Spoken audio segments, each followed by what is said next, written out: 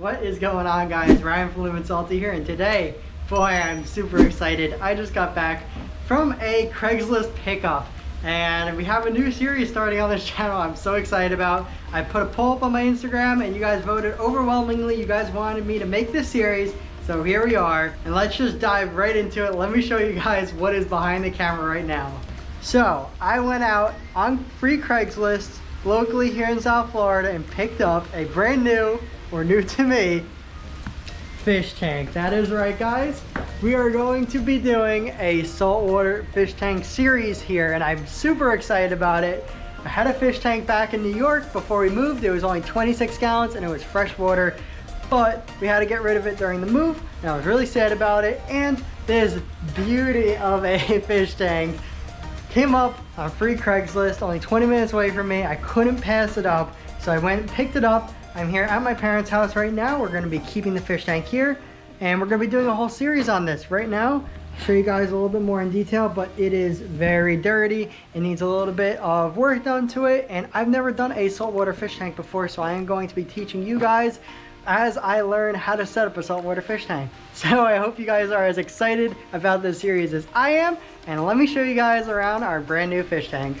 Now, if you guys do hear any wind noises or thunder or anything in the background, I apologize. It is about to storm here on us. But this fish tank right here, 150 gallons of pure fish tank. And I'm so excited about that because that is 125 more gallons than we had before. So a big step up for us here. So this fish tank is about 6 feet long by about 20 inches. So it is, guys, it is absolutely huge. I mean, just look at how big it is. All right, let's dive in a little closer and take a look. So this whole cloudiness you guys see here is going to come off. You guys can see the fingerprints I just made. It's just dirty, really dirty, needs to be cleaned up. Really, the glass looks in very good condition. You might be able to see here, there is just a little scratch and stuff here. But he did have water in this tank about 1 week before I picked it up. Held water, no leaks at all. So everything worked on this fish tank right before I picked it up. As you can see, it's going to need a ton of cleaning. I mean, just look how dirty this is. Tons of dust, dirt, tons of corroded salt. I mean, this thing is going to need some serious cleaning.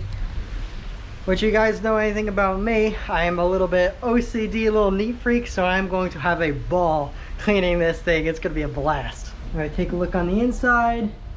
Just so much room for activities. And we got some goodies in there. Now, if you take a look at the back, it's a little interesting. You might be wondering why there is all this squishy insulation back here. And that is because this guy actually, to get this fish tank to sit flush up against his wall, he cut holes out of his wall for all of his plumbing and everything. That way this fish tank could just sit flat up against the wall. So that's why he needed all that insulation. I can tell you one thing for certain, we are not going to be doing that. We'd rather have a little bit of a gap between the wall and the fish tank than be cutting holes into our walls. So here's the back of it. We are going to have to put on a new black background because it's obviously ripping up and everything here. We gotta rip off all of the foam insulation here. Get a nice clean surface to work with. The inside is just going to take a lot of scraping. I mean, all this is kind of, it's pretty hard, so we're going to have to take, be careful not to scratch the glass, but we're going to have to take some scrapers and stuff to try to scrape that off. Use some different solutions. Now, we do have this on a dolly right now, so it's easily movable because this thing weighs a ton, ladies and gentlemen. Take a look at this side. Like I said, just dirty, cloudy. Once it's cleaned up, this will look like a brand new fish tank. Tons of dust, debris, a whole bunch of gunk to clean up here. Now, it did come with a stand, so here is the stand it came with. It's actually kind of cool. I kind of dig the vibes here. It's a little bit of like tiki hut kind of vibes here, which is perfect for South Florida here. And yeah, it's definitely custom. The guy definitely built himself, but these cabinets open up just like so. And then we have room to put all of our supplies and our filtration system, which I'll get into that in 1 second. We can close this up. This definitely does need some work. You guys can see it's a little broken and stuff. This one actually has a physical door. This one does not. There's nothing behind this. So we might end up replacing these fronts. We shall see though. We got a little outlet under here, which not exactly sure if it works. It's definitely a little bit rusty and stuff here, so we are probably just gonna go ahead and replace that. Close this on up. Now if you guys look on top here, we actually have the light. So the guy built a custom light stand for it. If you look here, this is actually pretty similar to the light that we had on our last fish tank, and he actually ended up just zip tying this light on. So you guys can see a zip tie here, zip ties here, zip ties here. So he basically made a custom casing for the light to fit on this fish tank, which I guess kind of makes sense. But so we're probably just gonna end up cleaning this up. You guys can see it's filthy. It's a little wobbly, you guys see here. So we're gonna have to fix that. Maybe throw some screws in it, or see how it was connected originally and see if we can just replace however it was connected. But there's a whole bunch of stuff. So there's cutouts for things, and there's cutout here. So we're gonna have to figure out exactly what all these cutouts are for, how we're gonna rig it. This needs to be a whole complete, very complicated process here, but I am super excited to be learning all about the world of saltwater fish tanks. Now if you take a look on top, it's actually pretty nice. We got a nice little smooth surface here for the fish tank to sit on top of. It's very nice. And we will walk around to the back. Now if you guys see right here, this is the lid. I'm not going to throw it on top, but this is the inside of it, and it sits right on top of the fish tank, just as a, you know, a little lid and a little decorative piece for the fish tank. Now obviously this stand is going to need a lot of work to clean it up. We got some more insulation on here. I mean, the inside of the cabins are filthy. To get this thing nice and clean, it's going to take a lot of work. Now this is the filtration system, and to be honest, this is kind of what scares me the most with this whole thing, because we were lucky enough that he threw in his filtration system here. That is quite dirty. You guys can see it's got a lot of salt, corrosion and everything on top. It's really dirty on the inside and stuff, but on our last fish tank, it was very simple. We just had one of those sit on top filters that sat on top of the fish tank. All you had to do is replace the filter once in a while and it was good to go. Nice, quiet, did its thing.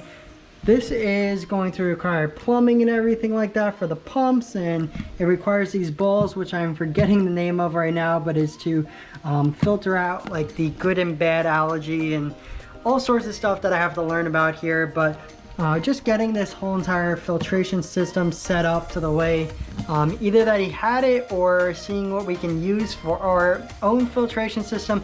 I don't know. This is what's going to require from me, I think, the most research and finding out what to do with it. But yeah, in case you guys are already fish tank enthusiasts, I'll just show you guys what it looks like in here. You know, we got these pads in here. We have a pump. There's little outlets here. This is a little sump area, I guess. This pulls off just like so. Then you can look on inside. We have all the balls. There's more balls underneath in the grate. I'll be honest, I have no idea what the grate is for, why they're separated or anything. So this is going to take a ton of research and everything. This part also has this little pipe here that it kind of goes up and down, but I'm not really sure how to open it. You see in here, there's like there's a little tube in there. I'm not really sure what this is for, but we're gonna put it back for now. Just like so. But that is the filtration system that came with this tank. Now we also have this piece that you guys might have seen sitting on top of the tank before. Once again, I know this is part of the filtration system, I just don't know how. But I mean, we got a little, I have no idea what this thing is, but it's attached up here. Little piece, nice little long little box area. We got some piping here. Looks like it was cut off. Like I said, I'll be completely honest, I have no idea what that's for. I don't know how this connects with the other part of the filtration. I know that they are related. I'm just gonna have to figure out how so. Yep, we got this with the fish tank. This part came with the stands. Now here is a part that is for water flow. So I'm assuming, because it has the plumbing attached to it, that means that this piece right here is connected to the filtration system as well. And I'm assuming that the water that it filters and the water that's putting back in the tank goes through this piece right here. Because we also have this fan. So it comes with a little fan. When you guys are making saltwater aquariums, I know that they require water flow just to kind of like simulate just how like the ocean's always flowing with currents and stuff. If you're gonna have corals or even just fish in your tank, you want to have movement in the water. So I know that's what this fan is for. So that's why I'm assuming that this is for the pumping out of the filtered water that's going back into the fish tank. So the rest down here is a bunch of broken insulation. We have this little bendable vacuum hose kind of thing. We have some more plumbing here that it looks like it was just cut off, so I'm assuming he couldn't salvage any of the plumbing, so I think we're gonna have to get all new plumbing stuff for it because everything just looks like it was cut right off. We have these little tiki looking cups things that I have no idea what they are for. We have a timer, which I'm just going to throw out because there's no way that works, and if it does, I'll just get a new one because they're cheap. And we also got a magnetic cleaner for the walls. See, just like so, one side sits on the inside, one side sits on the outside. So that way I can scrub the walls of the fish tank without even having to stick my hand into the water. But I am not going to do it now because there is a whole bunch of sand and stuff on that, and that would just scratch up the glass of the fish tank, which would not be good. And the rain is just starting to come down pretty heavily.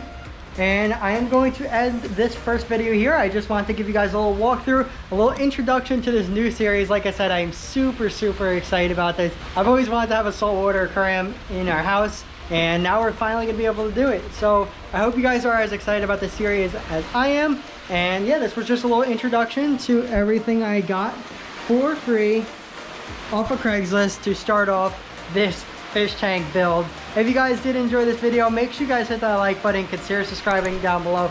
Really helps me out a lot, and it'll notify you guys when I make future episodes for the fish tank series. Alright guys, until my next video, remember to keep living salty.